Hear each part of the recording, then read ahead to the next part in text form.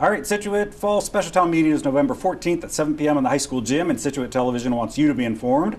In the days leading up to the big event, we're discussing some of the articles on the warrants with individuals who have involvement with them. Today we're focusing on Articles 13 and 14, Community Choice Aggregation Enabling Legislation, and the Community Choice Aggregation Resolution. And joining us to break it down is the woman behind it, Petitioner Lisa Bertola. Thanks for being here, Lisa. Thank you. We got a lot to talk about here, but let's get you these articles right away. Here's Article 13. To see if the town will vote to authorize the Board of Selectmen to research, development, and participate in a community choice aggregation program, including contract for electric supply for Scituate residents and businesses as per Massachusetts General Law 164, Section 134 of the Acts of 1997, or otherwise act thereon.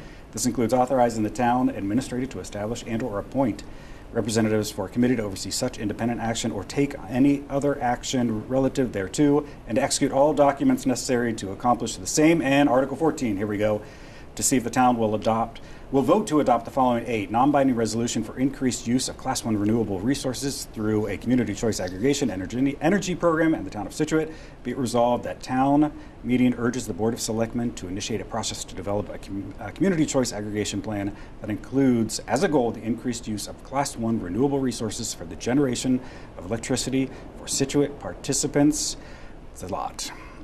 It's a lot. Let's put this into layman's terms. Sure. Right now, we have National Grid. Scituate has National Grid. Correct. And there are two elements to this: supply, delivery. National Grid is both right now. If these articles are approved, the supply would change, not the delivery, correct? Correct. So explain how this all works. Correct. Right now, National Grid is paid to maintain and provide energy through the lines that you see. That would not change. The supply for basic service, which most people in the town have, basic service, is actually not National Grid. National Grid is mandated to provide a basic service supply, but it is not National Grid that supplies the energy. That is something any consumer can shop for on their own, and it is just mandated for National Grid to provide it, but they are not the supplier. Got it. So let's start with Article 13. So in layman's terms, it's just enabling language, Article 13, to say we bestow the power to our local government, our Board of Selectmen and our town administrator and DPW folks, anyone involved with power supply, to use the legislation that's clearly defined, community choice aggregation, and start the process of having a broker go out to bid for our bulk purchasing of power for Scituate residents and small businesses. The process is clearly defined in the legislation, so it's not something our Board of Selectmen and Town Administrator has to invent. It's a blueprint for them to follow, and it allows them to seek approval from the Department of Energy Resources and the Department of Public Utilities. For our plan, it has to be, the Attorney General's office has ultimate review of this. It's a very clear blueprint to follow. There's not a lot of new thinking behind it. It simply empowers our local officials to start the process, get a broker, and the brokers are already out there defined and vetted, and start this process. Over 30 or 40 communities in Massachusetts have already taken advantage of this legislation. And Massachusetts is one of 8 states in the country that has this legislation. So it's an exciting opportunity, and Scituate is well poised given our coastal position and the effects of carbon emissions on our town. It's a great opportunity for us to think smart about our power supply and pollution and the impact on our community. All right, so you did meet some resistance, specifically at the selectmen meeting. You didn't get a unanimous vote because one of the concerns was giving local government the power to select our energy source. Right.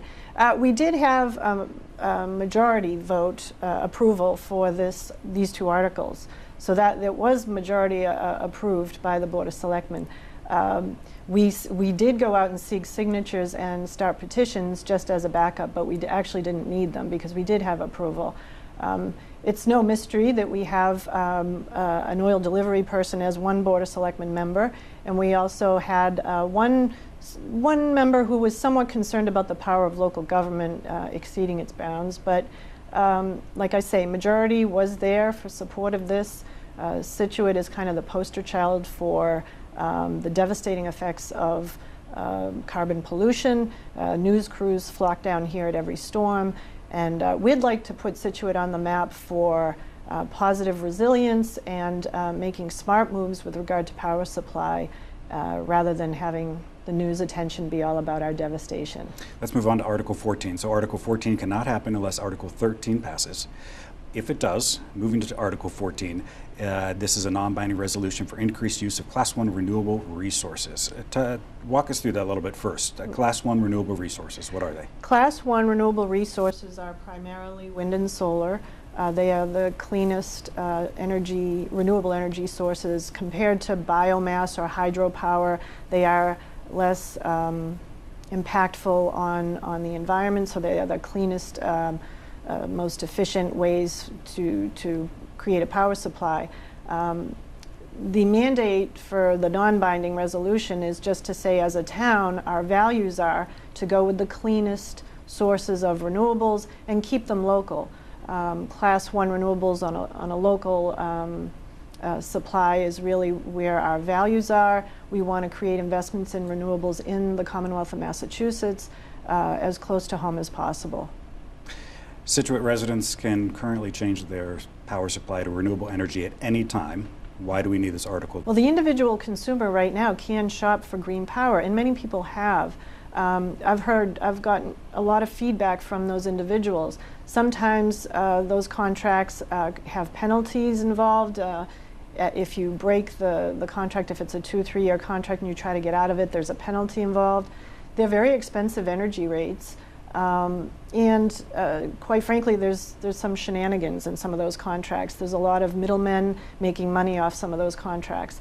This would be actually a very safe, vetted process for consumers to join together. Again, the bulk purchasing element allows the rates to be very competitive. We've seen municipalities even beat their basic service rates going greener. So it protects the individual consumer. As I said, the Attorney General's office is looking at what these plans look like. Anyone can opt out of the basic service through the Community Choice Aggregation program at any time without penalty. So you can opt in or opt out as many times as you want, and there's no penalty. So if this is not your cup of tea, you simply say no thank you and you go back to the National Grid basic service. No penalty, no problem. And why is it important for people to show up to vote? This aligns our community values with our power supply. As I said, Scituate is the poster child for the devastating impact of pollution. And it would be we have been a beacon historically for doing the right thing when it comes to recycling, doing the right thing when it comes to municipal green power.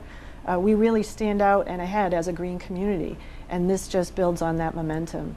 It's important for me as a mother and as a resident over 20 years to do something about this and put this before the voters. I hope people turn out on November 14th. I know it'll be a late night, but every vote matters. Lisa Bertola, thanks for joining us. And remember, you can read more about these articles along with all the articles on the warrant on the town's website at scituatema.gov. You can also look up Community Choice Aggregation online. Lisa has informational sessions going on. She also has a Facebook page, so keep an eye out for that. And remember, Special Town Meeting is November 14th at 7 p.m. in the high school gym.